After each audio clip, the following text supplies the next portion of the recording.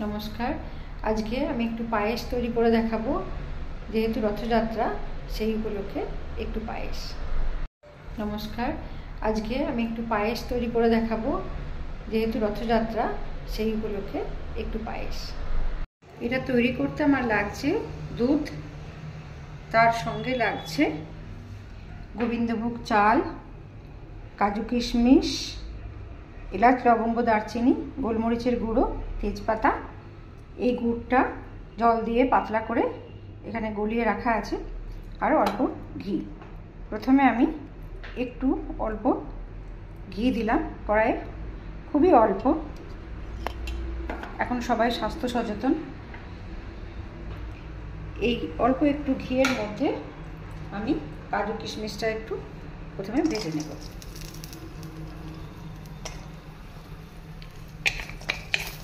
কাজু কিশমিশটা একটু ভাজা হয়ে গেলে লক্ষ্য রাখতে হবে যেন পুড়ে না যায়। আর এদিকে আমি দুধটা ফুটতে দিয়েছি।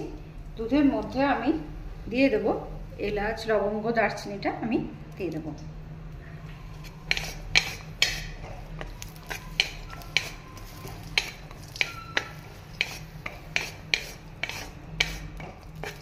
কাজু কিশমিশটা আমার ভাজা হয়ে গেছে।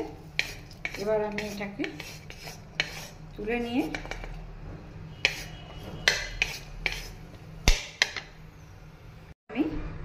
কাজু কিশমিশটা তুলে নেওয়ার পর আমি চালটা অল্প একটু নাড়াচাড়া করে নেব। ওই যেটুকু ঘি ছিল ওই ঘিটার মধ্যে যেরকম চালের পরিমাণ সেই রকমই সব কিছু দেওয়া হচ্ছে। যে যেরকম পরিমাণ করবে পায়েস করবে সেই সেরকম দেবে। আমার নাড়াচাড়া করা হয়ে গেছে চালটা। এবার আমি গ্যাসটা অফ করে এই চালটা আমি দুধের মধ্যে দিয়ে ফুটতে দিয়ে দেবো, সিদ্ধ করতে দেবো। যতক্ষণ না সিদ্ধ হয় ততক্ষণ আমি দুধের মধ্যে এই চালটা দিয়ে দেবো।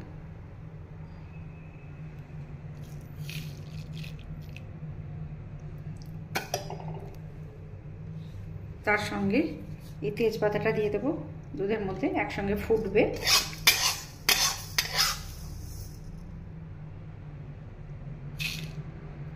চালটা দিয়ে আমি এখন এই চালটা দুধের মধ্যেই সিদ্ধ হবে। এখন দুধটা ফুটছে, চালটা সিদ্ধ হচ্ছে, একটু সময় লাগবে, সিম করে দিয়েছি। আমার পরানো যাহা চাই তুমি তাই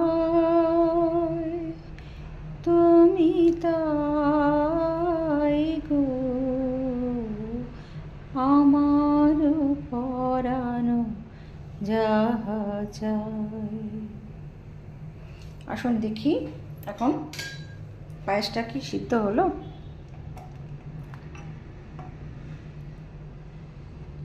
সিদ্ধ তো মনে হচ্ছে হয়েছে, সিদ্ধ হয়ে গেছে।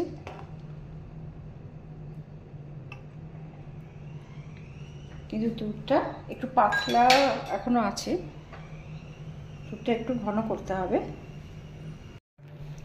আমি পায়েসে দুধের পরিমাণটা কিন্তু দিয়েছিলাম 500 ml, আর চাল দিয়েছিলাম হাতের মুঠো করে 3 মুঠো। চালটা না প্রথমে আমি ধুয়ে ফ্যানের হাওয়ায় কিন্তু শুকাতে দিয়েছিলাম একটু ঝুরঝুরে হয়ে যাওয়ার জন্য। ওটা কড়াইয়ে ভাজার সময় তো ঝুরঝুরে হয়ে যায়, তাও আমি দিয়েছিলাম আমার ভাজতে সুবিধা হবে বলে। আর এই দুধটা না আমাকে একজন আজকে টেস্ট করতে দিয়ে গেল। এখানে ব্যাঙ্গালোরে লঞ্চ করছে ওনারা নতুন, তো দিয়ে গেল। দুধটা ভালোই লাগছে আমার, জানি না এখন সুন্দর গন্ধ উঠছে। গন্ধটা যদি আপনাদেরকে শোকাতে পারতাম, অসাধারণ একটা স্মেল এসছে, খুব সুন্দর। এখন আমার এই দুধটা ঘন হয়ে গেছে, চালটার সাথে একদম মিশে গেছে।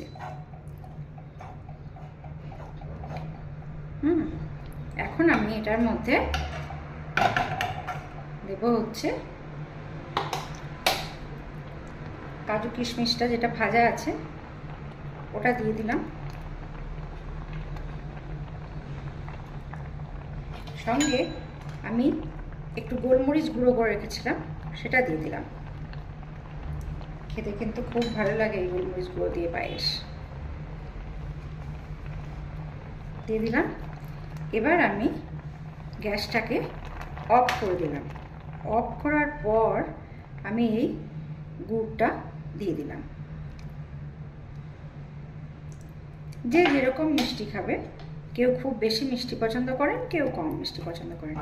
আমরা একটু কম মিষ্টি পছন্দ করি। এবার এই যে পায়েসটা হলো না, এটা আমি কিছুক্ষণ ঢেকে রেখে দেবো। ঢেকে রেখে দেওয়ার পর তারপর আমি পরিবেশন করব।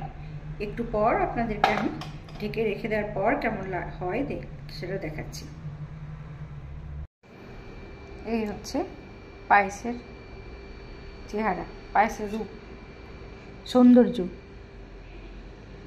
এটা এবার তুলে দেখাই আপনাদেরকে। এই যে অসাধারণ টেস্ট, ফাটাফাটি। অবশ্যই একবার বাড়িতে এরকমভাবে বানিয়ে দেখবেন। Thank you.